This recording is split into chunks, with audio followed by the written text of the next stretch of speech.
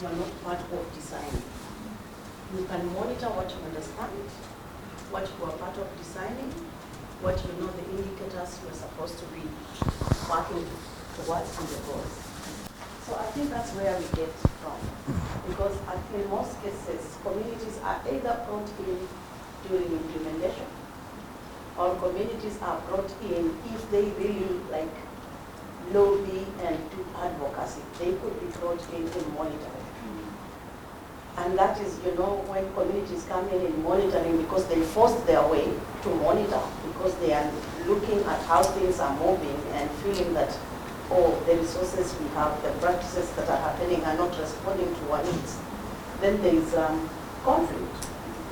So we are not monitoring from a fair ground of equality and friendship and relationship, partnership building, where we are all looking at each other like we are not chasing each other or policing each other. So that really changes how the monitoring is happening. So from my experience with the resources, if the community has resources in their hands and they bring in government to design together, and then they develop collective action plan on what is it that we want to do as adaptation. And how do we even, when they learn, they look at adoption. So you can report adoption actually, because adoption is something that will actually be able to tell you how these adaptive practices are really spreading, expanding, and responsive, for example. And you are even able to look at how other issues that like food insecurity, issues around sanitation, whatever, water are being addressed during the course. So when you monitor, you have things that you are all monitoring and learning from, and now it's never again monitoring. It's now monitoring and learning, so that component comes in, and then it works for both. It's a win-win relationship. But when the communities are put aside in designing, and this is a problem that does not just start with our government, it doesn't start at the government level.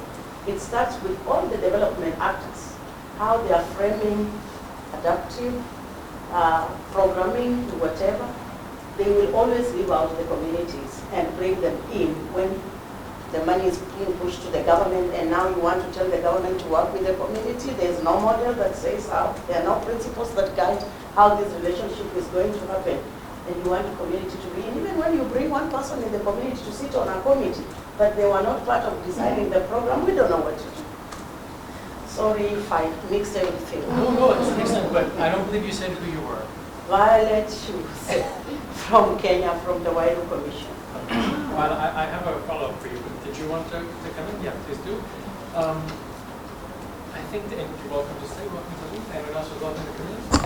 I was just going to say, because what you I mean, I completely agree, and I love the way you framed it. How can you monitor something if you don't understand it correctly? That applies, I think, everyone in the room, no matter what you're studying, learning, your professional background, etc. So I love that point.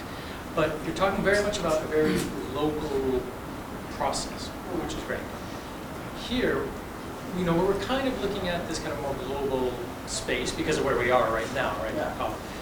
How, and maybe the answer is I'm not sure, or a great question, but how can we bring these local process that's about having communities design the indicators, and how can we create a process that actually have that inform the global goal? Maybe global version 2. I don't know if I'm going to do it in examples or not. Because what I know is all of us have the same goal. It may not be translated to the local people to understand. But from the level of what communities are doing, we all know what we are contributing to, or the aim is the same, to realize the goal. So if we are able to actually foster the kind of partnership that I talked about, and be able to really encourage a kind of mechanism that makes government and communities to work together in reporting, and have this being translated to the national level. So there is a chain a well-structured and communication structure that enables this bottom-up interaction to reporting. That will actually come to the global level. Yeah. Yeah. I just want to thank you, Ayla, because you are opening the door and putting this like that. Oops. Okay, maybe At the 30 very seconds, beginning. and another 30 there. Yes. Into the, I like to bring the humanitarian aspects, that the climate crisis is not only a development adaptation process, and it's also about dealing with the climate impacts, the consequences which are making people more hungry, without water, without shelter, without health and basic needs. And so if we could, in this question of the integrated framework, decomplexify and bring the understanding of the climate crisis to human needs and also human rights, in these simple things that we need, especially with the more and more people suffering, food, water, health, shelter. I don't want to make it too basic, land, rights, but some of these needs, clean air, it would help us bringing this human needs at the forefront and decomplexify the conversation around the climate change, adaptation, and resilience. I think this would be useful for everyone and simplify. And as the colleague suggested, take a photo.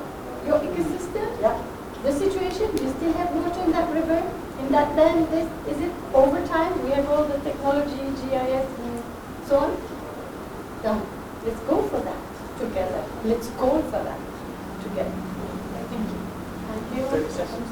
All right.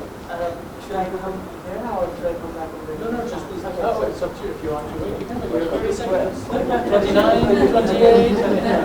I'll try to keep it short. So, I'm Savio. I work at the Center for Climate Change Development Impact. So this comes from my experience as I see a group of people from different geography here. So you see, like when we're talking about monitoring and tracking this sort of accountability system, we deal with the donors and also with the community. So I stand in the very middle ground. So what we understand is from a donor's perspective, it's always about flowing of cash. So how the cash flows, how authorities are receiving, whether they're receiving it in an active manner or they're making the best use of it. This remains a question. So what me and my team, we were doing like some ground research and we reframe the cash framework itself. So why not? The C stands for compassion, which is from the budget, like the donors who are putting the budget in. They need to be more compassionate and understand the community's perspective first. The A can stand for accountability. So the communities can be accountable to the donors and it can be a vice versa. Like both the donors and also the communities can be accountable to each other. So we can invest in those grounds with the budget that is coming to the donors.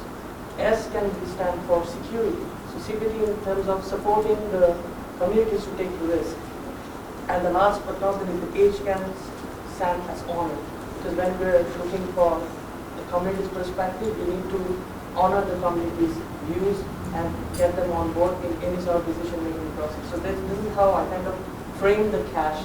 It's not only about matter of money, but putting the money and investing it in this sort of framework so that the communities can learn, they can develop themselves, and they can come and build their leadership skills. And this could also make this project sustainable.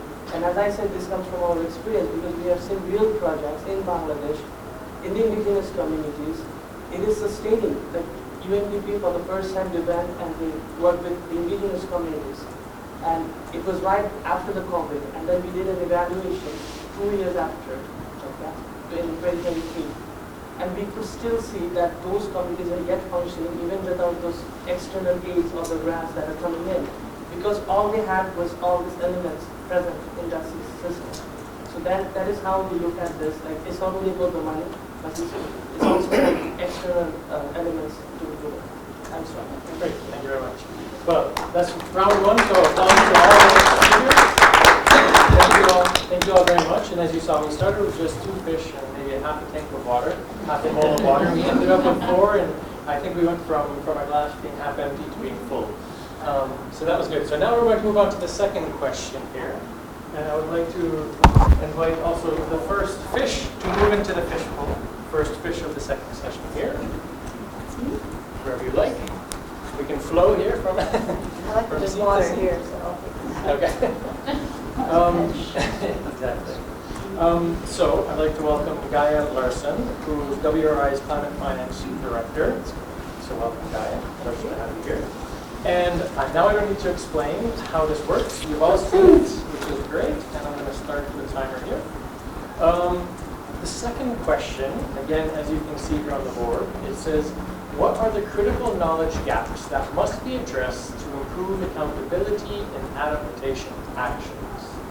Now, this year we're at the COP Finance, and what can be said about the accountability of climate finance in particular?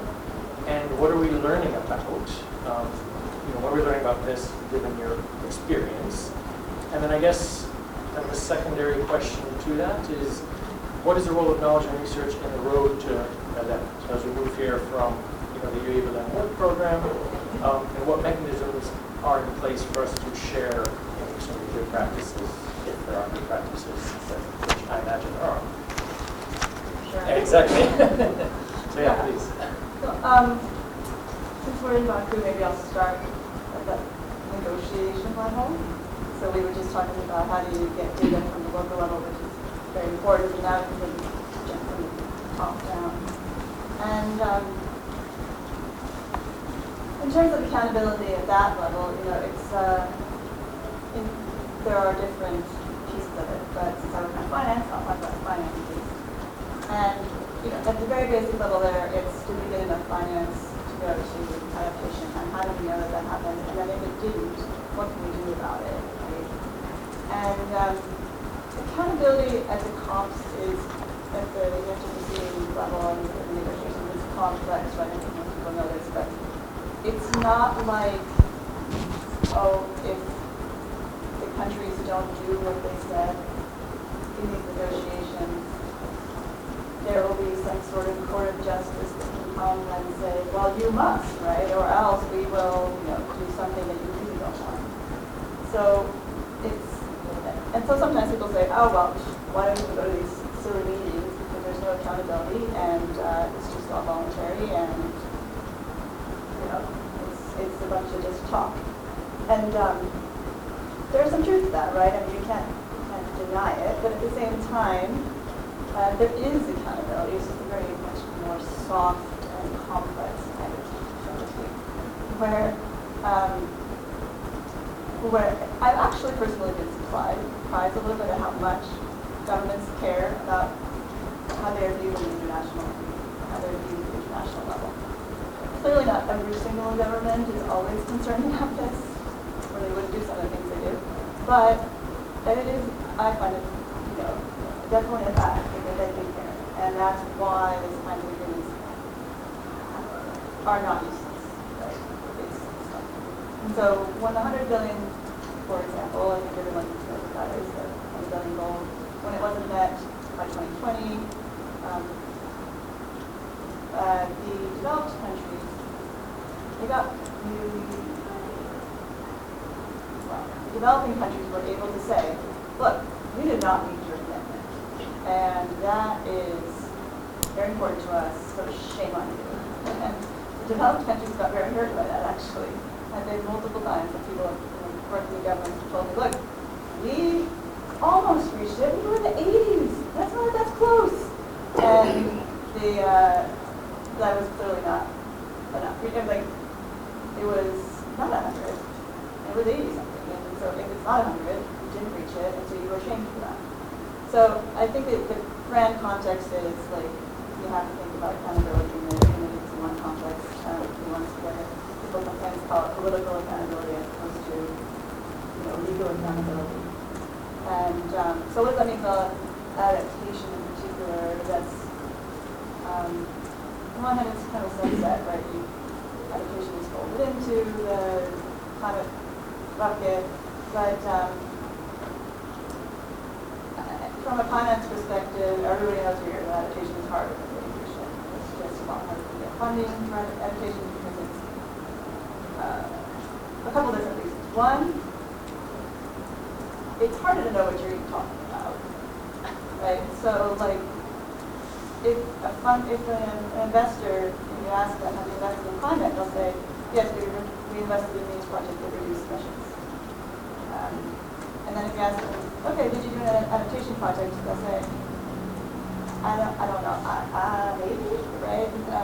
Unless they're very specific in this topic.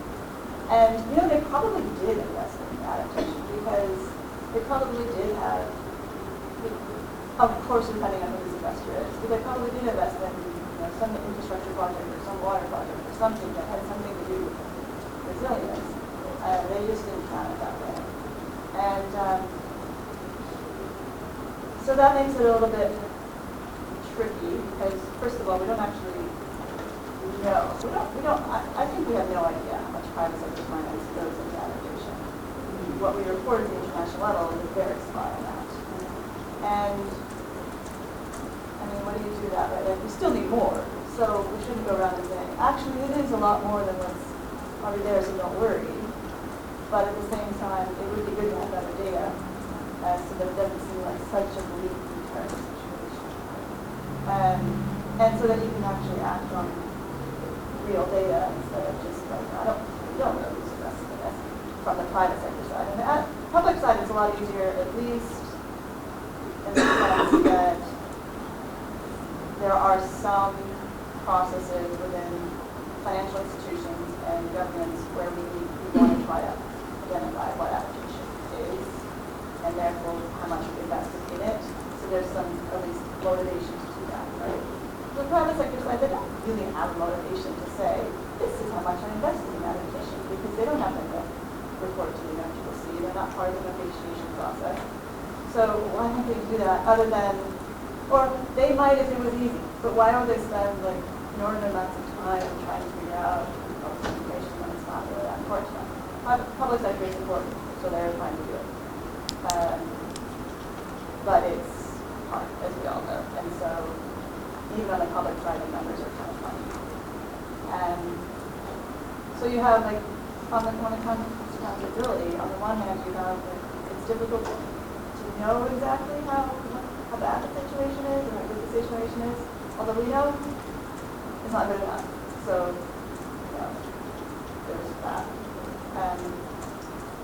And since we know it's not good enough, we do need to figure out how to get more investment into it. And that is a whole ball of lack of information in itself. I don't know if ball is the right one, but like this, and so because if you're an investor, of course if you're a private investor, you do need to have some financial return, which we all know is like, it's complex when it comes to adaptation, and a lot of times those financial returns, there might be an economic return and a financial return, but it wouldn't necessarily come to the investor per se. If you're investing in something that's going to enhance long-term the resilience of a community or a country, it's the benefits goes to the country, not to the investor. So, so they would, so they can be paid, and it can be transferred. The benefits can be transferred to the investor, but it's just not as clear cut as when it comes to communication. And then even in cases where you have an investor who even knows what adaptation is, right? Because as I said, like I don't know. You go to talk to especially your average banks and your average like financial institutions. Again, if you say climate, they will probably think you're talking about adaptation. And so then even if they think you're talking about adaptation and they have a sense of what that is, and they know some of the frameworks that have been developed, and they have kind of idea, maybe we can make some money here. That sounds bad, right? Like, oh, let's make money on people doing, but it's a way to get money to some places where, if there is a way to bring in private sector institutions, certainly do that, right? But then it's like, if you were literally going to get an investment, you have to have so many different, that's true for the public finance as well, actually, just lump those all together. You need so many different kinds of information. You need data on, like, whatever it is that you're investing in, say it's, trying to invest in something that's like really going to benefit local people, and you have to figure out like, which communities, where are they going, what are the likely climate impacts going into the future. That's where you get into all these micro level data questions that we all know about that are also like really important for the investors, because they're not going to just go and say, hey, here's some money, we don't really know what you're going to do that we trust you. You know, especially the ones that have, the foundations can maybe do that, right? The ones that are just a purely, what's the word, like, they're just going to give you the money and they obviously would love it for it to be a positive impact. But if it's not, there's not, you know, it's not going to grow. But the others that need like a little bit more, that have to be a little bit more accountable to the systems within which they work. It's just really hard to get that information. So, that's all. Yeah, different threads there.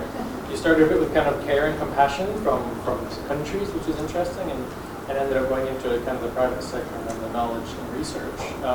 And I wanted to maybe think of two things, but one of them is, so actually the ARA is working on, with UNU University, on some fact sheets on adaptation. But these fact sheets are really made to help break down what adaptation is. And the initiative came in initially because we're trying to demystify adaptation for philanthropy. Because philanthropy has moved away from mitigation investments, we're moving into adaptation investments. But now they say, yes, we've got money to send into to use on adaptation. What's adaptation? And so this is kind of where we're doing. But your point is, I think the funding in general, even like you said, it's much easier to say, investment in mitigation, there you go. X did this, we're now generating X amount of energy, we're reducing X amount of carbon emissions. There we go, we've made our impact, and whereas adaptations are much more complex. And so I was wondering about that knowledge and research question. But on last Thursday, it was the Business Investment and Philanthropy platform here. For those who went, please do come talk to me after if you disagree with me. It was actually the investment platform. There wasn't really much about philanthropy there, or at least a clear understanding of what philanthropy can do, should do, could do. But it was very investment heavy, quite interesting. But my question was more about the private sector, and you touched on it. And I was going to say, what are those kind of the knowledge research, the knowledge needs, the research needs that maybe for the private sector? When I think of private sector here, I'm not talking about the corporates who have their CSR, and then the rest is corporate investment in water security for their own pipeline down the road 50 years, 400 years, but it's actually, you know, private sector is small, medium enterprise, who are part of value chains, who are part of communities, who actually generate economies locally and drive economies locally. Are there knowledge needs and research there? I'll ask that to you both, but maybe, or would you like to go on with another question? Oh, actually, not the question. And who are you, sorry? I'm Gulab Sora, I'm from Bangladesh. I'm a freelance consultant. I give two examples from Bangladesh that private sector investment climate finance. Actually, the policy can have, in Bangladesh we have a policy that private bank, a commercial bank, 10% of their loan should go for environmental care. So it's the bank, they need to follow this directive, the private bank. So if they don't find any environmental care project, they cannot invest that 10%. That's one example. Second example, in Bangladesh is dependent mainly of the ready-made garment sector. And ready-made garment sector, one of their main source of energy was gas to run their turbine and other things. But all of a sudden the gas price went up. Now they find if they run a generator using gas, it becomes expensive, very expensive. Then they shift to solar panel. I visited one factory. The entire roof of the factory, they installed solar panel. And there was a very high initial investment, but they had a calculation that over a long time, maybe 5 years or more, 10 years more, it will become economic. But there are different industry in the country also. They don't have that mindset. They don't have that calculation. So, if I think climate fighter, they need to convince those businessmen that there are some economic options that helps climate change.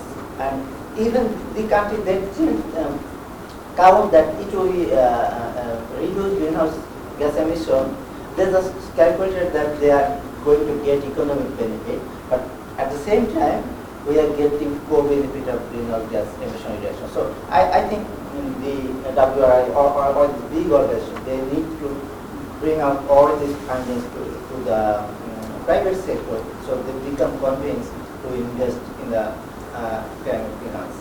Thank you. Do you want to come in, John, to respond? I'll let the water flow here. For me, I'm Maureen Kabasa. I work with the African Society and I think as I was listening to you, the one thing that was running in my mind is the gap that is the issues to do with governance. So most of these things, when it comes to accountability and when it comes to financing, it's normally a governance issue that brings in the boundary between impact and losing it. So how well do we understand some of the governance mechanisms, institutional mechanisms, also the national mechanisms that are best, that work best, and where do they work best? That would be sort of a way to start. And with the private sector, I think from the facts check, I would really be interested to look at that. The language that mainly they want to hear is what is the need for you, because they have that business mind. If I am a microfinance in a bank, I want to invest in an adaptation action. How much money am I putting in, and how much impact is it going to make, and what is the need for me as a private sector in terms of a microfinance? So quantifying, how do we quantify adaptation, and that again translating to how is it transparent and accountable, and again it boils down to governance issues and institutional issues. So just, it's a comment, a question, very confused, but I hope it's better than you. Yeah, please. Yeah, so I think the governance question is really good. There's so many different layers of governance, right? And so many different ways in which people are making decisions about finance, and it's important, especially if you're trying to get finance to a local level, to understand who is making the decisions, so that we can go into those decision points and see, well, how is that decision being made, and again, what are the issues that need to be solved, so that at that decision point, wherever it is, in whatever institutions, they feel that it's a viable option, right, to move the money in a different direction if that's what needs to take place. So, yeah, and then, so the question is, how do you find those most important decision points? And some of them are certainly within the sources of finance, which for adaptation is a lot of it within the public sector, of course. So it's government, places that we work in, subnational government, and then the national government is very important when it comes to the national finance, because some of the finance actually just goes to the national government, and they decide where it goes. And then certainly within the financial institutions, right, they have their own decision-making processes, like World Bank, the regional development banks, wherever else might be getting money from. The private sector, as you say, are fully different motivations from the public sector in terms of like why they invest in certain things. So it's a mapping somehow. At least, I mean, one can say, okay, here's a country, or here's a region in a country, or here's a, it could be interesting from a research perspective to say, like, what is the string of decision making that took place for the money to get here or not to get here? And how is that different? You know, if there was a really good example of the money really went where it was supposed to, why did that happen? And who enabled that along the way? And I think it's actually easier to look at good examples than bad in this case, because the bad examples are just kind of confused, like, oh, we just didn't go there. But I think we just can't. So that I think maybe ties together a little bit the question of governance, but also what kind of information do we need to help us understand the governance system. I was aware that you also did ask the question, maybe I didn't Yeah. answer if I'm supposed to answer it or That's not. fine. No, no, Okay, it's good. okay. Yeah. Yeah, can I bring a bit like a different perspective from knowledge gaps? When we talk about adaptation, do you have adequate data of information based on the hierarchies? Because different countries, different communities, they are exposed by different hazards. Landslide, floods, cold wave, heat wave. So every hazard needs specific adaptation actions. And those adaptation actions differ from investment perspective. For cold wave, protecting communities from cold wave, you need one kind of investment. For heat wave, other kind of investment. Landslide, third kind of investment. Heavy rainfall, different fourth kind of investment. Giving you an example, we never realize 624 millimeter of rainfall can occur in a single area that caused devastating flood in Nepal just this monsoon. Just last year, 2022 Pakistan flood, and this time, due to law, we witnessed heavy flood that swept away entire settlement in a mountain region of Nepal. So Thame block, you probably seen that news. And then in the first week of monsoon in 2024, nearly 900 million USD estimated loss on energy infrastructure, hydropower. Those hydropower infrastructures were built in the bank of the flood, bank of the river. Not a big river, but these are the fleshy nature of rivers. But because of the heavy rain that occurred in a particular area, the cascading interrelationship of the hazards, that landslide dammed, the river, and then that burst abruptly, and that causing mega flood in the rivers, and the entire infrastructure, energy infrastructure swept away. So data gap, site specific, hazard specific investment that is required, and then analysis of degree of vulnerability. Based on degree of vulnerability means that is different one community to other community, so that need to be defined and integrated into the planning process. If otherwise, when you talk about climate finance, that need to be linked with the fiscal planning, and if we fail to include anything in fiscal planning, that has an impact on the resilience building effort that we want to do. Thanks. Timer went, but we'll give you please a moment. I'm Suranjana.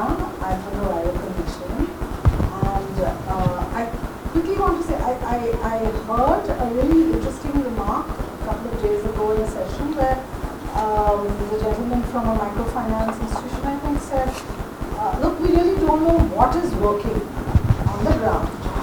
So one is that, are we looking at poor people when we're talking about locally led adaptation, or are we looking at the group that the microfinance institutions want to serve, who are slightly better off? And a knowledge gap, I think, is to look at when you are pushing microfinance in the form of lending primarily, which is how micro enterprise is being funded, not through grant financing. How is that working out? It would be interesting to know how many enterprises survive over 2 to 3 years. I would guess very few based on the kind of people, especially for poor women. And second thing is that are microfinance institutions ready to adapt themselves? Are they ready to support innovation, which means that you have to take risks around success and failure and learn from that? And I really question the way in which large institutions are functioning around local level financing, and I feel that their ability to adapt is too slow for the situation. Thank you very much. And I think there's a whole lot I would like to say after that. I think it's great points. But I won't say anything now, but I'd just like to say thank you again to our and after this is the last session for today, but we'll go into the thing and then we'll be a reception. So maybe we can even continue some of these conversations there. That some really great points came out there. But what I'd like to do is, would you mind please just flipping the flip chart one more? And I'd like to move on to our last fishbowl here, where we also have our fish who's joining us. And our fish here to start us off, and again, please do jump in as soon as you hear something or want to say something or think something. And if the bowl is full, put your hand up and I'll jump out. But I'd like to introduce here and welcome Nicole Makowski. And Nicole is from GFLAC. And for those who don't know GFLAC, it is the Grupo de Financiamiento Climático para Latinoamérica y el Caribe in Argentina, sorry. And Nicole is GFLAC's Climate Diplomacy Coordinator. So, what we want to do here is kind of, and this is why I also wanted so much to say, because I knew we were moving away from the very local and the private sector here, moving up a bit again to the global here. And you can see the question here, Nicole, to kick us off, which is, how can financial flows be better aligned with adaptation goals to ensure the effectiveness of the new Collective Quantified Goal on Climate Finance, NCQG? Which I'm sure today all the negotiators are busy scratching their heads on how they can crack that nut next week and come away with hundreds of millions, if not trillions, in a goal. But that's the question. And so, because we are also transitioning from the first one about frameworks and then this one about knowledge gaps, I wanted to also kind of add a little sub-question here, which is about in what ways are there interconnectedness of the NCQG and the global goal on adaptation, and how can we assist in connecting these two critical discussions? You know, this year, of course, NCQG, next year is going to be the GGA. So, you know, what topics from here now up until next talk could we discuss? Maybe at events like the Goveshona conference or the community-based adaptation conference or adaptation futures, right? Yeah, so what help us? So, very important questions. As you probably know, the NCQG will be, or at least we hope so, the main outcome of COP29. And adaptation is very much present in the NCQG. So for a while now, developing countries have been demanding having a sub-goal in the NCQG for adaptation. And what this means is that there should be, and this is also under discussion, but there should be either a specific amount of the total goal, or let's say, for example, it could be from a floor of, or even a percentage of the total goal for adaptation. And another important issue here in the discussion is that, developing countries have been demanding donations and concessional resources for adaptation. And this is also linked with what Kaya was previously mentioning as to why it is so difficult to actually, get the private sector to invest in adaptation. And this is due because, and I'm talking more broadly now in general terms, we say that there's a 80-20% ratio when it comes to investments in mitigation and adaptation. And for example, this happens in Latin America and the Caribbean, where I am from, but we have seen this in other regions. And this also happens when it comes to these instruments. So more than 80% of climate finance comes in the forms of loans, and less than 15%, again, I am talking for Latin America and the Caribbean, in form of donations. So this is really, really important for adaptation. I will not repeat what was said, but, adaptation usually, or it's very difficult to actually build a business case for adaptation. And what you were saying earlier also links to this, because the benefits of adaptation are felt locally, whereas when you implement mitigation programs, policies, projects, so on, you have global benefits when it comes to the reduction of emissions. So yeah, this is like the general picture regarding the links between the NCQG and the GTA. And another important point is that, developing countries, especially the African group, but also Latin American, the Caribbean, and Asia Pacific have been mentioning, the importance of the support to NAPs, to National Adaptation Plans, besides, NDCs, which will be the start of next year's discussions, pre-COP. But also, if you take a look at the text, and I don't know how many of you are following the NCQG discussions, there was an inclusion that says that the NCQG will support developing countries, so NAPs, adaptation communications, including the global goal on adaptation. And I think this is something that has to be brought up in the GTA room. This is something that we have to exploit, bearing in mind what you were saying, that GTA will be the main, or it has to be the main outcome of COP30. And we also know that Brazil doesn't want the discussions on the NCQG moving forward or going forward into next year. So I think we have to seize this opportunity and make a lot of pressure to reach negotiators and now ministers in the second week to let them know, hey, this will not be beneficial for anyone. And I think, we have to, and this is like on a more personal note, we have to leave this COP with a clear provision core of the NCQG. Provision is, public resources, mainly directed towards adaptation. Having a mention about the GTA would be ideal, especially, if you take into account, we're talking about 5,000 indicators, so I've heard 9,000 indicators. The last number I got. 14,000. 14,000? Still 5 cars. Okay, 14,000. And I 5,000, 9,000, 40,000, 81,000. Yeah. Please do correct us if you have another number. Higher number, please. Yeah. I think there were no indicators on finance. So,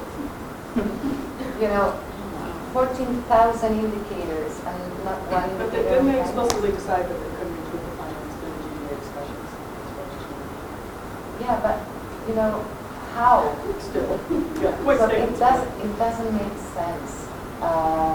So, if we have a mention on the GTA in the NCQG decision, we have a very big, opportunity window that we have to, seize. And especially, what I was going to say, taking into account 2025's work plan. And I'm hoping that we leave, COP29 with at least the majority of the contents of the NCQG decided. I don't know if that will be the case. The negotiations are extremely hard. But yeah. Please look at it. I have a question. Yeah. If that's allowing me to Yes, check. I've heard, and I think it's very important, adaptation resilient discussion, the loss and damage. Loss and damage is a failure from mitigation adaptation efforts. It's the visible tip of the iceberg in the crisis that we are navigating. Is the NCQG adding that loss and damage, and how much? Can you tell us a little more about that? Can I add to that to make your response even more difficult? No, that I also remember leading up to the loss and damage fund, up until last year essentially. There were some people who were really pushing for it, so they were going to get through, and then there were other people who didn't question the need for loss and damage and the kind of recognition of that. But their concern was, if we go ahead with a loss and damage fund, say by the adaptation finance, because now we're talking about mitigation funding and loss and damage funding, not adaptation. So that builds on kind of how this works. Oh, this is very connected. So, developing countries have also been, requesting having a sub-goal for loss and damage. Honestly, I don't think this will happen because of the fund for responding to loss and damage. You know that the contributions are voluntary. And this is based on Article 9.2 of the Paris Agreement, and many developed countries are using this article to say, hey, so other countries, other developing countries can actually provide money for climate finance. So I think it's a very complex discussion, but I don't think this sub-goal on loss and damage, or at least a quantitative sub-goal on loss and damage will happen. So it will be mitigation and adaptation. It will not refer to a window for loss and damage. Yes, I think loss and damage can be present in the decision, but it will be referenced more broadly. But it is climate finance. Yeah, of course it is. Of course it is. Yeah, but another interesting fact is, for example, you have over 700 million in contributions to the fund for responding to loss and damage, but this year the adaptation fund had its worst fundraising campaign in history, with less, I think, please do correct me if I'm wrong, but 35 million. yeah, There goes 3 less than $14 million. And same thing also. So how's that? It's GCF will be GCF is doing for the yeah, but So we it have also a dedicated fund for adaptation, Yeah. and look how we're doing. And the commitments that have been done for the fund for responding to loss and damage have not been translated into These are flying residuals. it's Nothing just in the bank. declarations. Yeah, but at least the G77 and China have, for the moment, been united in this request for having loss and damage as a sub-goal. But As a sub-goal of climate finance. no, as a sub-goal of the NCQG. Okay. So it could be like a thematic sub-goal. So you would have, for example, X amount of money for mitigation, X amount of money for adaptation, and X amount of money. That request is there. You don't think it will come through. Yeah. I heard. Thank you for that. I make a very brief comment and leave the hot there. Is while we really respect the process and we still have a lot of faith in COP going forward, bringing EDA and finance architecture together, a lot of inspiration can already be drawn from the national level.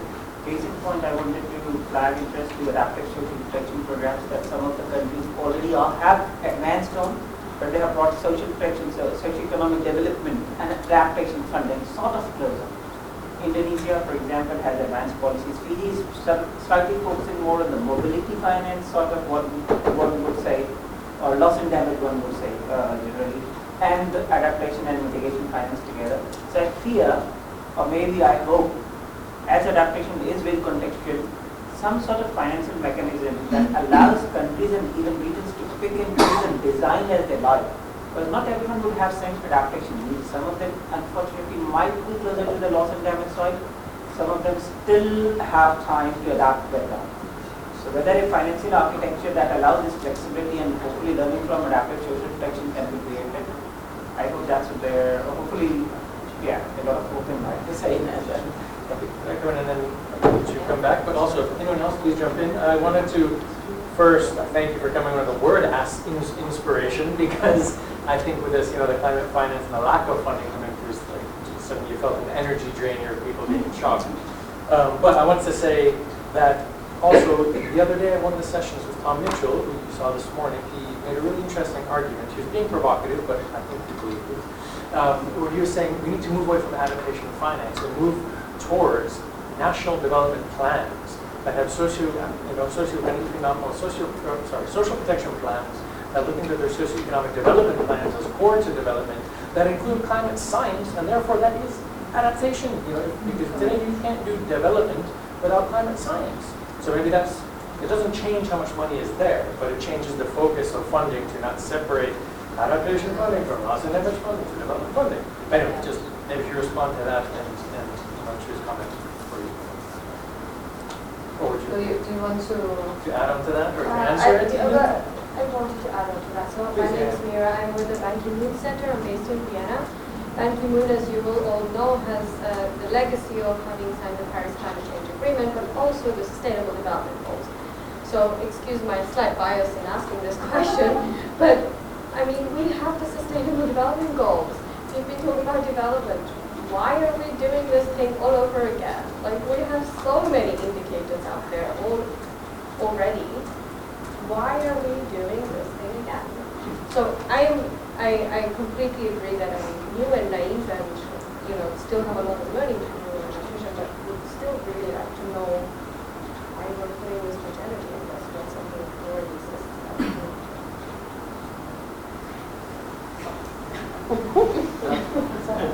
I would say we call that team of we can ask him and no, but please.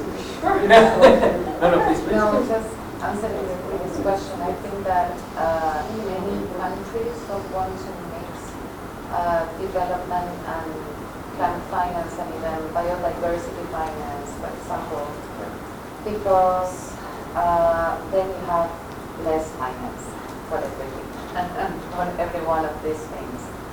And the main issue that we see here in the Climate Change Convention is that we don't have multilateral agreed definition of climate finance, which of course complicates things because we have an operational definition, but everyone can actually tweak this, definition as they see fit.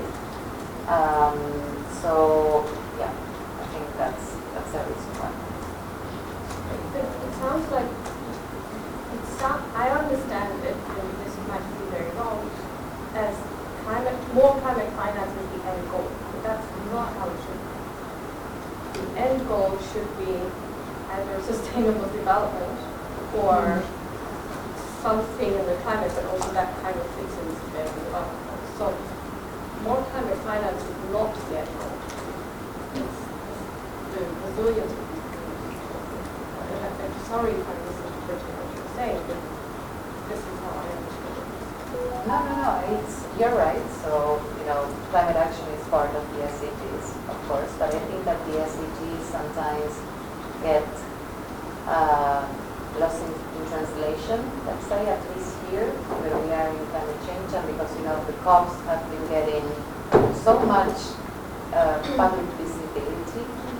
And I think we do need more climate finance, and of course there will be, sustainable development considerations into it, especially when we're talking about adaptation, because as you were saying, we cannot, completely separate the two of them, not at all, and I totally agree with that.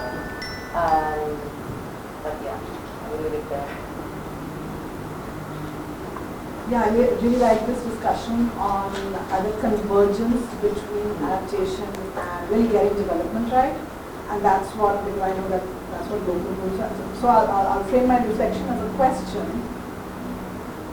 How is climate finance squaring with the idea that at the local level, it's going to be very difficult to disentangle what communities want for their survival, thriving, and well-being in the face of climate change? So how does that idea square with the very specialized, what should I call it, the siloed, specialized, institutional commitments to support very specific sectoral, whatever, labeled as climate development, sustainability, something. How do the two square ultimately? Because that's where we're getting into a big problem. Again, because locally led adaptation being very multi-sectoral and requires a lot of flexibility, and these institutions making commitments require too much rigid sectoral focus, which has to be labeled and framed according to their needs. Sorry. People are escaping.